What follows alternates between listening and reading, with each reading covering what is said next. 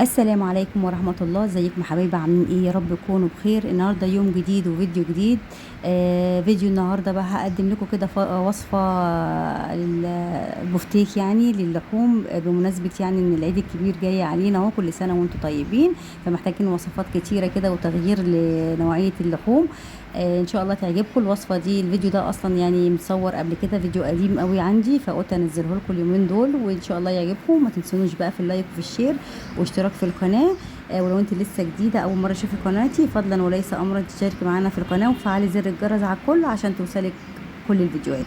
نبدأ الفيديو بتاعنا بالصلاة والسلام على سيدنا محمد صلى الله عليه وسلم. هنا بقى معانا ايه في الوصفة؟ هنا معايا نص كيلو بفتيك. هنعمله كده بطريقة حلوة ولذيذة وان شاء الله تعجبكم. وكله كده في حلة واحدة زي ما بنحبش مواعين كتير. اول حاجة غسلت البفتيك كده كويس وهو متقطع طبعا. معايا بقى بصلايه مفرومه، فرماها يعني ناعم او مبشوره عادي. وحطيت عليها التوابل بتاعتي، ملح وفلفل اسود وبهارات.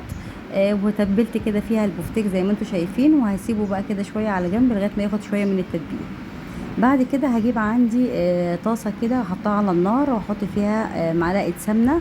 وهنزل فيها كده بكام فص توم مقطعين، هقطعهم كده اهو يا دوب يشموا النار يعني زي ما بنقول. حاجات بسيطه كده، ويكون مقدوح كويس السمنه عندي عشان خاطر اول ما انزل البفتيك ما ينزلش الميه بتاعته. هنا خلاص يا دوب البصل الثوم بتاعي يا دوب يعني خد سنه صفار كده لون. هنزل بقى بقطع البفتيك بتاعتي واحده واحده كده، هديها صدمه. لازم تكون الطاسه عندي حاميه عشان البفتيك ما ينزلش ميه وينشف مني. هنا بقى ايه، هقلبه على الناحيتين عشان خاطر ياخد كده لون من كل ناحيه. الوصفة دي جميلة جدا وهتعجبكم، خصوصا انها هتبقى وصفة متكاملة. فمش هتبقى محتاجة تعملي جنبها غير ممكن شوية رز، شوية مكرونة، على حسب ما انت حابة يعني. هنا بقى طبعا بكمل بقية الكمية وسايبه كله كده. بصوا كله في نفس الطاسة، يعني مش هتخرجي كمان مواعين كتير من الوصفات اللي انا بحبها عامة، اللي هي الوصفة تبقى في حلة واحدة ونخلص منها ومتاخدش وقت وكمان سريعة يعني. هنا خلاص خلصت كمية البفتيك كلها في قلب خدت صدمة يعني من الجناب وخدت لون. بعد كده هزود عليها بقى حبة مية كده سخنين عشان خاطر اللحمة تستوي.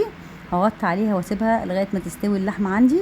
بعد كده بقى هحضر عندي ايه، هجيب عندي شوية بطاطساية كده واقطعها، ولا بطاطسايتين وهقطعهم مكعبات كده زي ما انتم شايفين.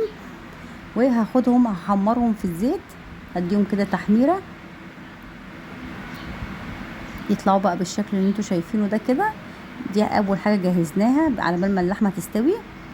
بعد كده هيكون عندي بقى فلفل الوان او فلفل رومي، اي حاجه عشان خاطر نخلي الوصفه تبقى عندنا ايه، وصفه كده غنيه ومشبعه ومتكامله من كل حاجه. هنا كان عندي فلفل الوان قطعته، هحطهم كده على اللحمه من فوق.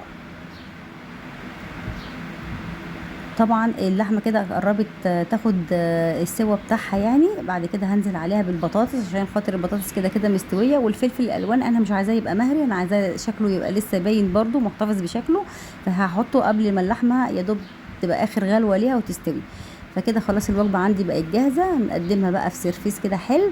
طبعا الوجبه دي تنفع لعزومات برضو، هتبقى شكلها حلو على السفره وتشرفك.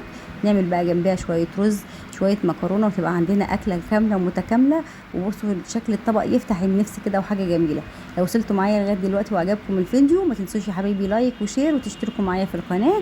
وجربوا الوصفه دي ان شاء الله هتعجبكم. وفعلا وجبه مشبعه وحلوه كل يعني العناصر الغذائيه فيها، خضار موجود والنشويات واللحوم وكل حاجه موجوده في قلبها.